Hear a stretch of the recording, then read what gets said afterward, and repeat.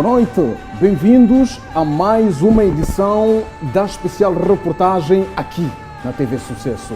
Boa noite, Berta Muyambo. Boa noite, Romeu Carlos. Boa noite igualmente a si, caro telespectador. A chegada da pandemia da Covid-19 no país não só trouxe luto para as famílias moçambicanas, mas também originou o aumento de abusos nos lares, a violência doméstica. E as principais vítimas dessa violência são as mulheres. No país não há estatísticas precisas, mas organizações não governamentais afirmam que em todo o mundo a pandemia da Covid-19 expõe as mulheres a riscos mais altos de violência. Ou seja, desde a eclosão da Covid-19, as agressões multiplicaram-se.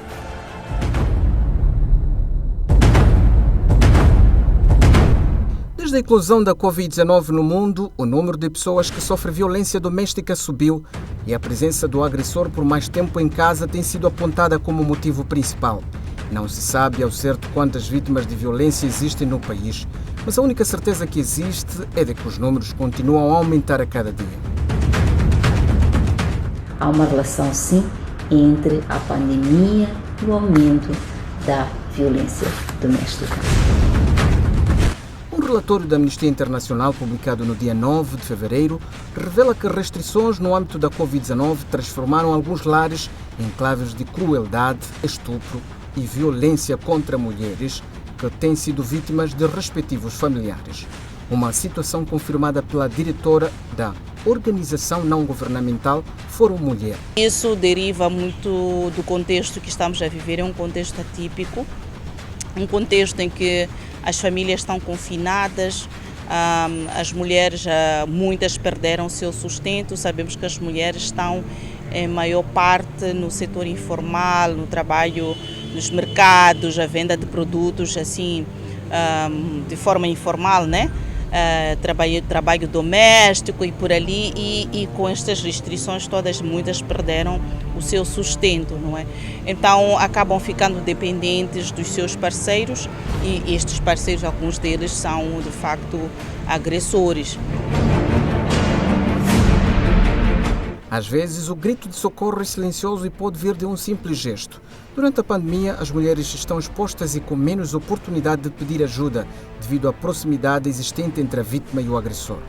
O exemplo disso é desta mulher na imagem, que lhe atribuímos o nome fictício de Ana Rosa para preservar sua identidade. Assim como outras mulheres, Ana Rosa apaixonou-se por um homem aparentemente amável que jurou cuidar dela na alegria e tristeza, porém uma promessa que não durou por muito tempo. Paradoxalmente, o homem que outrora fez juras de amor começou a maltratá-la e tornando-a na pessoa mais triste.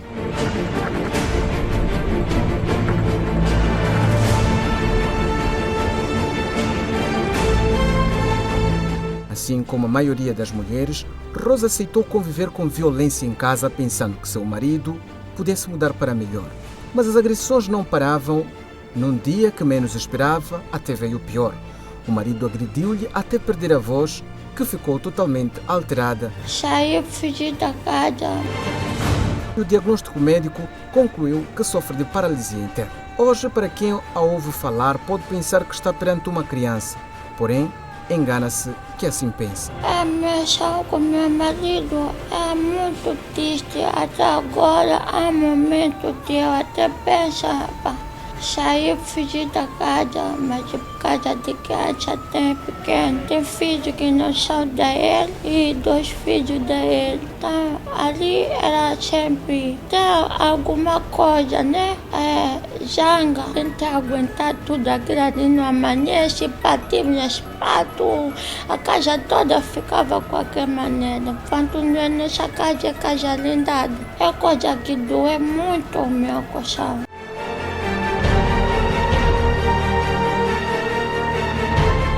Desempregada, Ana Rosa diz que o marido a proíbe de sair de casa, não pode trabalhar porque, segundo ele, fora de casa vai prostituir-se. Num desses dias, o marido agrediu-na na rua ao ponto de tirar-lhe toda a roupa. Entretanto, a violência protagonizada pelo marido de Ana Rosa não só afetou a esposa, mas também os filhos do casamento anterior. Um deles viu-se enterrado no mundo das drogas. A rapariga começou a prostituir-se. Segundo ela, a violência doméstica que viveu-se na sua casa influenciou bastante para que tomassem esses caminhos.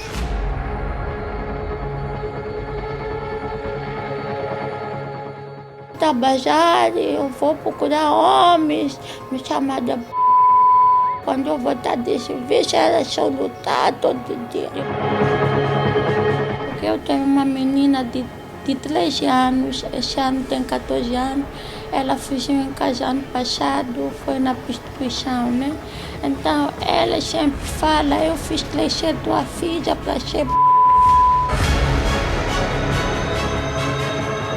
Ela voltou a casa 2 semanas, ficou 1 ano e 1 mês fora de casa. O padrasto tentou andar lá atrás, encontramos no bar de amigo por volta de 1 hora de madrugada. Não achei louco. Como ela não queria voltar com a vontade própria, né? Ela voltou de novo, ela nos estancou por dentro e ela chatou o muro foi. Antes que eu vou embora, é por culpa do meu pai. Ele disse, se eu não for, ele ia acabar com a sua própria vida. Ele disse isso. Ele ia matar a tarefa, ele ia acabar com a vida da minha mãe.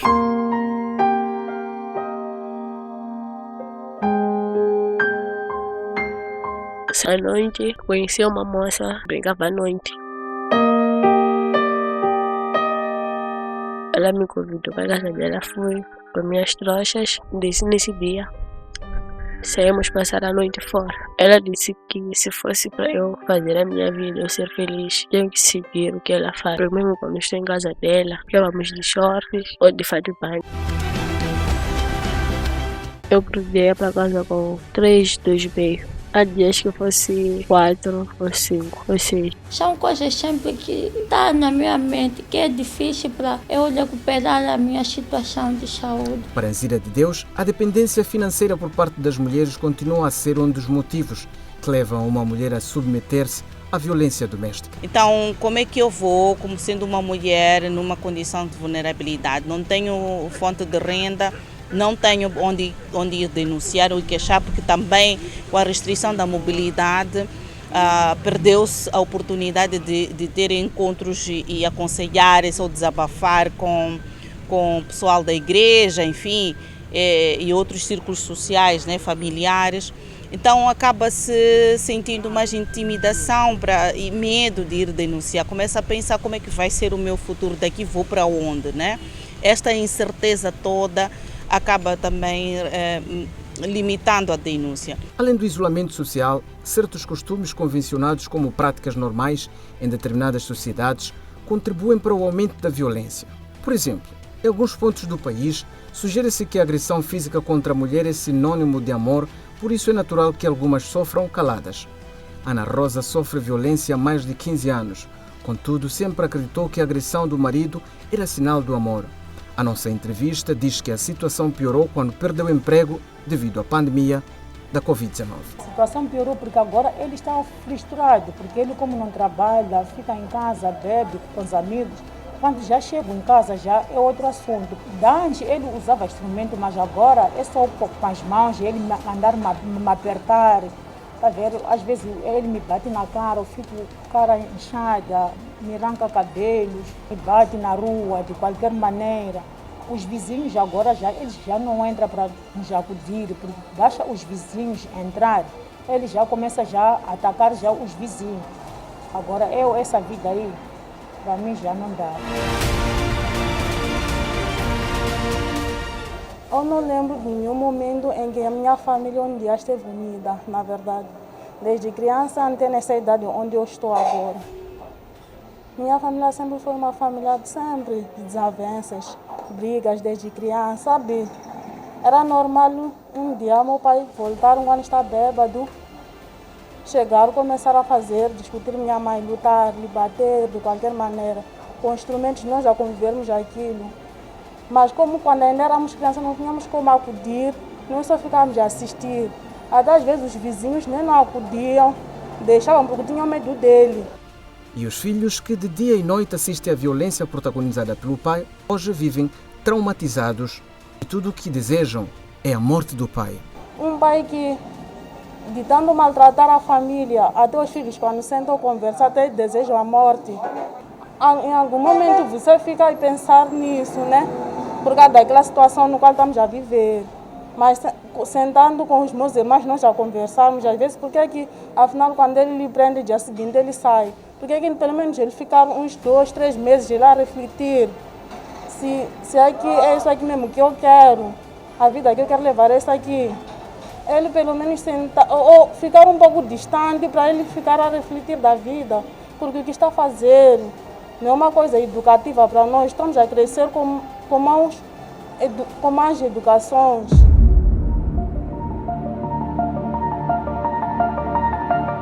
Que a Declaração Universal dos Direitos Humanos já faz menção, como também a Carta Africana do Bem-Estar das Crianças, faz menção no seu artigo 4º que o melhor interesse das crianças são os pais. Se são os próprios progenitores a violentar o direito dessas crianças, naturalmente quem de direito pode dirigir-se ao Ministério Público ou ao Tribunal, reportar questões de não salvaguarda de direito dessa criança, os cuidados desta menor. Todavia, o psicólogo Assim Chegana apela aos professores a prestarem mais atenção às crianças na sala de aula, pois muitas delas expressam a dor com base em alguns desenhos e não só.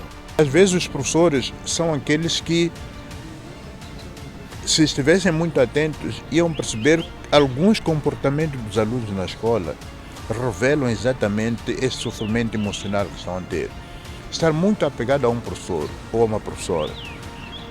Termina a aula, sempre tem qualquer coisa a perguntar à professora, ou elogia a professora é bonita, a professora não sei quantos.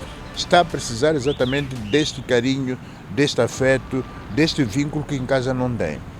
O segundo problema é que o impacto psicológico na mulher, todo aquele sofrimento que ela tem, acaba impactando nas crianças, porque as crianças, cada vez que olham para a mãe, percebem que a mãe não está bem. Fazem brincadeirinhas para ver se a mãe fica animada. Às vezes até dizem, olha mãe, não se preocupe, eu quando crescer vou te dar isto, vou te dar aquilo. É como uma forma de tentar massagear, porque também percebem que ela está a sofrer. Por que os casos tendem a aumentar mesmo com um instrumento legal que penaliza os infratores? A juíza Vitalina Papadasque esclarece o seguinte. A lei não eliminou a violência doméstica, disso nós temos que estar bem cientes. Seria bom que tivesse feito isso. Não eliminou a violência doméstica, mas com ela foi possível influenciar a sociedade para a mudança nas relações entre homens e mulheres, e entre as mulheres e os familiares dos seus esposos ou dos seus companheiros. 19 trouxe ao de cima as desigualdades sociais e económicas, e as famílias com menos posses são as que mais se ressentiram do impacto causado pela pandemia. O confinamento, como uma das medidas de prevenção e combate à Covid-19 decretadas pelo governo, de algum modo diminuíram a possibilidade de produção e consumo por parte dessas famílias. A extensão ou redução dos postos de trabalho, consequentemente, a redução da mão de obra, principalmente a menos qualificada, com muitos impactos da Covid-19, também trouxe problemas para as famílias, porque reduziu e retirou a renda familiar. Casos em que o agressor é condenado, muitas mulheres acabam sofrendo retaliação do parceiro, deixando de custear as despesas básicas de casa.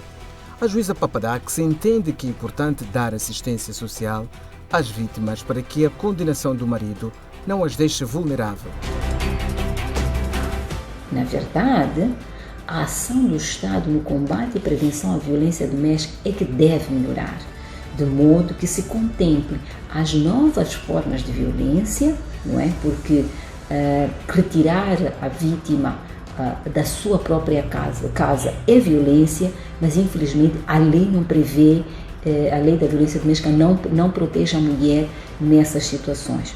Pois a sociedade é dinâmica e as normas devem acompanhar essa dinâmica, porque há consequências graves para uma vítima de violência doméstica que podem se repercutir na sua saúde física, na sua saúde mental e afetar também a família, particularmente os filhos, quando estes existam. Nazira de Deus sugere que haja melhoria nos centros de atendimento para as vítimas de violência doméstica e assistência psicossocial. A violência ocorre em todos os estratos sociais. Há violência sim acontecer tanto num bairro alto da sociedade como num bairro baixo. O importante é todos tomarmos atenção. A violência é um crime público. Se eu sou familiar de alguém que eu sei que sofre violência e eu participei, vivi, observei, vi que aconteceu, eu tenho todo o direito de denunciar. Mais vale denunciar enquanto esta pessoa tem vida, está em vida, do que um dia acordarmos e ouvir que já se foi. Havíamos este caso igual a acontecer alguns anos atrás com a Valentina. Aconteceu, não é novidade na nossa sociedade. Ficamos todos chocados, né? Parecia que tudo andava bem, mas ali aconteceu. Portanto, é obrigação de todos nós que estamos por perto fazer este papel, né? De Maguanina, regressamos para o bairro de Ulene, na cidade de Maputo, onde contamos a história de uma outra mulher. A mulher diz que o seu enteado tornou-se um homem irreconhecível após perder emprego devido à Covid-19. A vítima conta que numa dessas tardes foi abusada sexualmente pelo próprio enteado. Ela não tem medo, chega ali, me encontra eu parado, me bate rabo, pega-me rabo. Ela não tem medo de fazer isso. É que sempre quando vê grosso, me insulta, às vezes diz que é para eu sair daqui porque eu não tenho casa. Quando ele fica, começa a falar. Quando começa a falar esse dia, vocês não dormem. Não é para se dormir, é para amanhecer. Ela falar, a fazer barulho. Coisas que ele fala, são coisas que, mesmo quando você acorda amanhã lhe perguntar, ele diz que eu falei, até agora falo. A violência é usada como forma de demonstração do seu poder. A violência, os golpes, por exemplo, são estimulados para a pessoa exigir a sua posição. Quando não está satisfeito, usa golpes desde a infância. Quando alguém lhe tira alguma coisa, tem que golpear para mostrar que não fez bem. Isso é desde quando meu pai começou a trabalhar fora. Como minha mãe já havia falado na enteado dela, meu irmão, como eu sempre considerei, quando ele começou a beber muito para abusar, né? Agredir verbalmente, depois fisicamente também, começou a ter aquelas pequenas agressões, mas isso é mau. Ele sempre chegava aqui de noite grosso, insultava a minha mãe, palavrões, não palavrões. Depois, aquilo de tudo interferir, responder, a minha mãe não tem como não defender. Então depois atacava a mim, tudo e tal. Uma vez também, ele voltou de noite grosso, acho que estava a cozinhar, eu estava a aquecer água para tomar banho.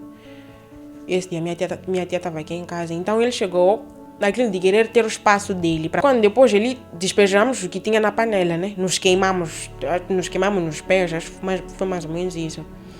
Então foi quando ele depois virou e me deu uma chapada. Fui cair no quarto do meu irmão, não sei como aquilo aconteceu.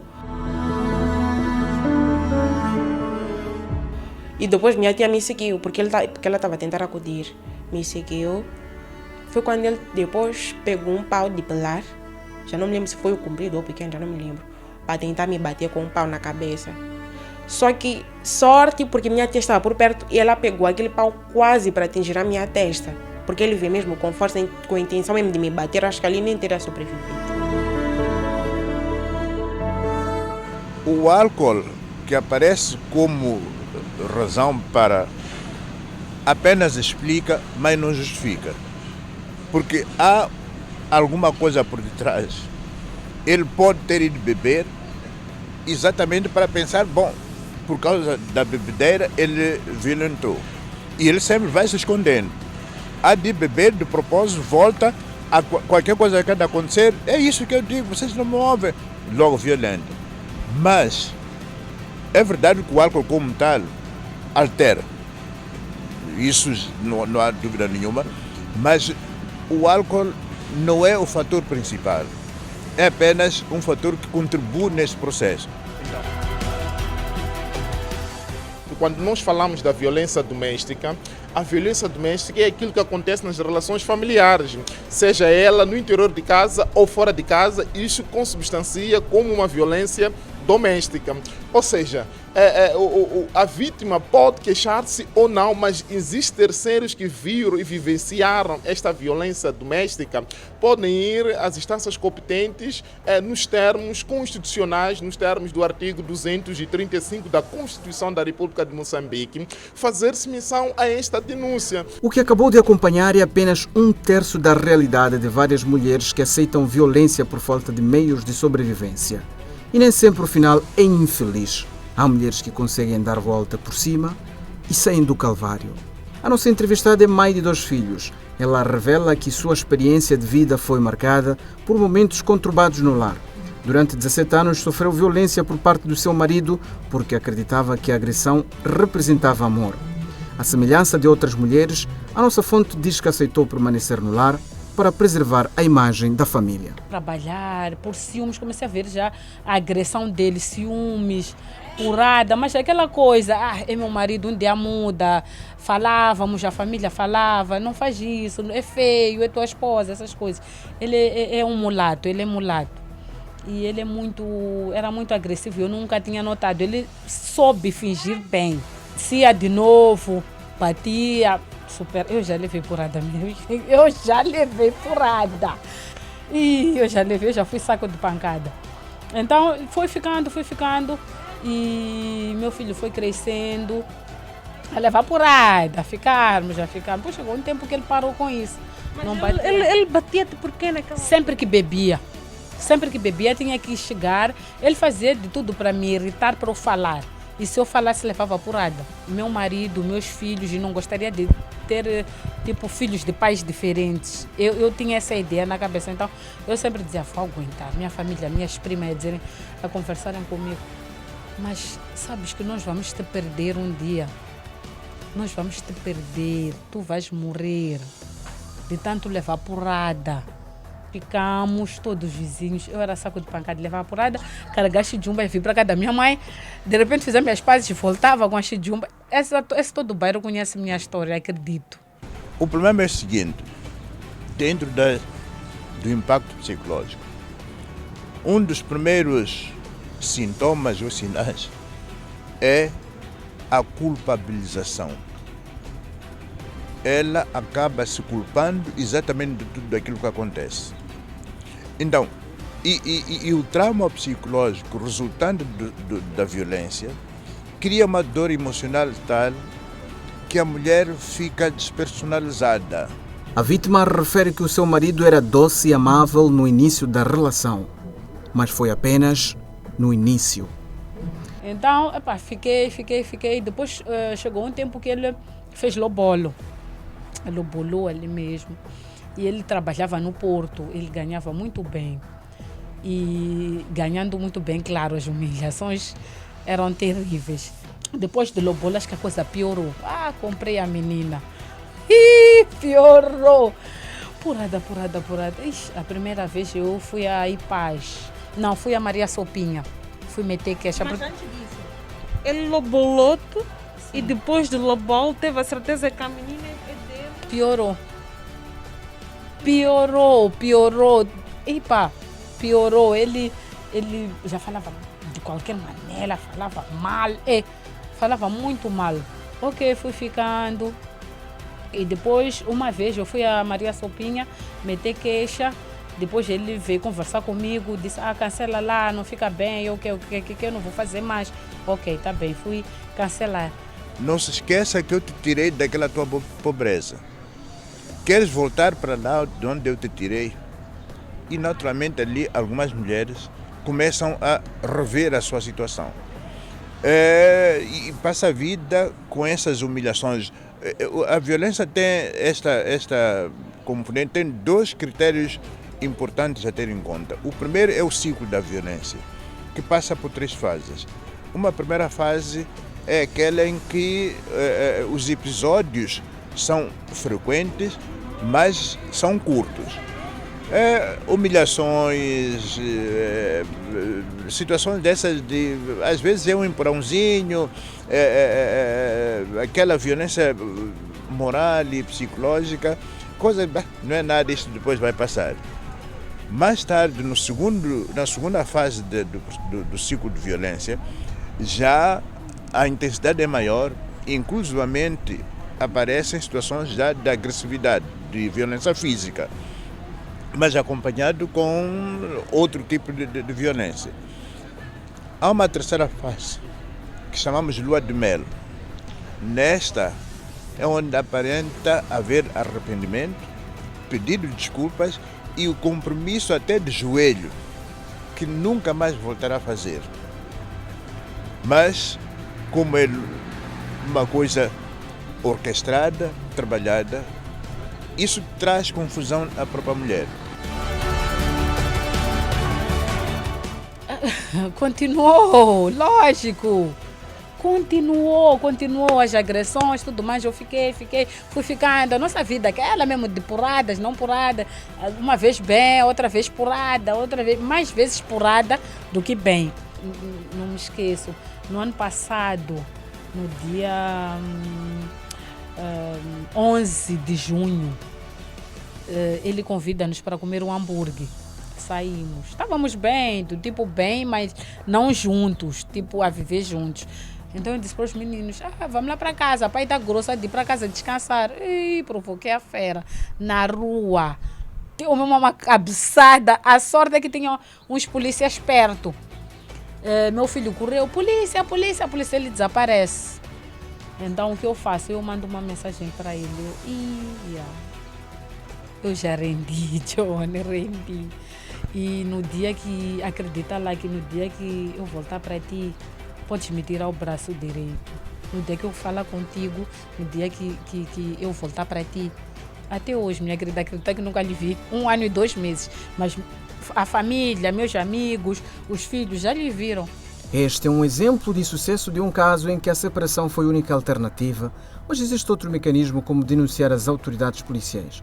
E a mulher que viveu na pele a violência doméstica deixa um conselho. Antes de nos envolvermos com alguém, devemos saber o que realmente o que a pessoa é. Procurar. Dizem que não se procura o passado, não, muito cuidado. É melhor procurar saber que tipo de pessoa é que tu estás a envolver com ela. E não se engane, a pessoa sempre no princípio é boa pessoa. É super legal, vai fazer tudo que... E pessoas assim, eu lembro-me que uma vez, quando fomos ao IPAS, para dividir os bens, não falei dessa parte, e conversei com alguém, lá disse que ele poderia ser um psicopata. E eu estava a ver isso nele. Ele é um psicopata, não sei, talvez eu esteja a falar mal do pai dos meus filhos, mas o que eu vivi é o que me dá a entender isso tudo. Então as pessoas deveriam ver muito bem, olhar atitudes da pessoa, estudar muito bem, porque as pessoas fingem, ele conseguiu fingir bem, até que se revelou. É mesmo, é única. Vamos tentar ser mais amigos, vamos tentar dialogar mais. Vamos tentar entender quem é o outro e vamos aceitar que somos diferentes. Nós não temos que ser todos iguais, a pensar da mesma forma, não digo iguais a sermos da mesma forma. O que temos que respeitar que cada um é um ser. E eu tenho que respeitar este ser, desde que este ser também não viole a minha liberdade, não viole os meus direitos, né? Vamos aprender a cultura de respeito pelos direitos dos outros, né? Mas embora os números contrastem com a realidade, o psicólogo acredita numa sociedade livre de violência. Soluções possíveis é a questão da educação e principalmente educação na eternidade. Sabe, nós estamos a deixar a oportunidade para jovens e adultos. Pode ser um pouco difícil de mudar o quadro. Mas se nós começarmos a fazer a educação na infância, na creche, na escola primária, essa desigualdade de poder que estamos a dizer, parecendo que não, começa exatamente na infância. Você vê lá na escola, entre as crianças, há brincadeiras para rapazes e há brincadeiras para raparigas. E elas dizem, aqui não queremos rapazes porque aqui estamos a cozinhar. Logo, o homem não pode brincar com panelas. Dados publicados pelo Ministério da Saúde indicam que uma em cada 3 mulheres já sofreu violência no país, mesmo antes da pandemia da Covid-19. Mas nos últimos 2 anos, os eventos climáticos extremos, tais como ciclones, secas e chuvas irregulares, agravaram a situação e levaram à perda de meios de subsistência, colocando um peso adicional sobre as mulheres e, em particular, as raparigas. Com estas histórias, na especial reportagem desta edição, fica a necessidade de uma reflexão coletiva sobre o papel da sociedade para o fim deste mal, a violência doméstica. Uma sociedade em que os homens têm um papel particularmente importante no fim deste fenómeno. Exatamente, Romeu Carlos, é o momento da sociedade refletir para o combate a este mal e, sobretudo, vamos dizer, basta a violência doméstica. Quanto ao conteúdo da especial reportagem, por hoje é tudo. Boa noite, passem bem.